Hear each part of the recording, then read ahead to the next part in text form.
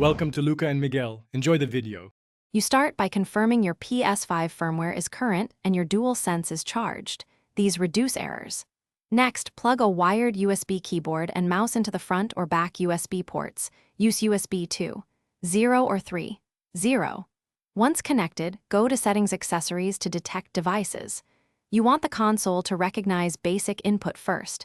This sets a stable baseline before mapping keys or testing in games. Make sure any USB hubs are powered if you use multiple devices. Once the PS5 registers the keyboard and mouse, navigate to Settings Accessories General to configure pointer speed, acceleration, and keyboard layout. You'll calibrate sensitivity so cursor movement matches your hand motions. Higher DPI mice need lower pointer speed. Then set key repeat and modifier behavior so typing and shortcuts feel natural.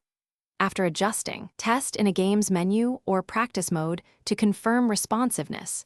This prevents surprises in multiplayer. If you finish by mapping keys inside any game that supports keyboard and mouse, otherwise use the adapter's custom profile for layouts.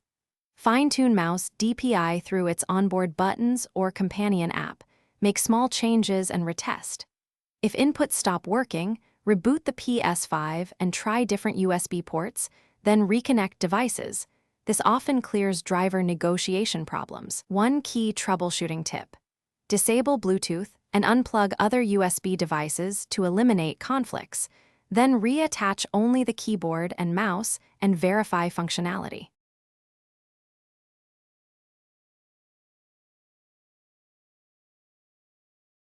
Thanks for watching and please subscribe. It's the best investment you'll ever make.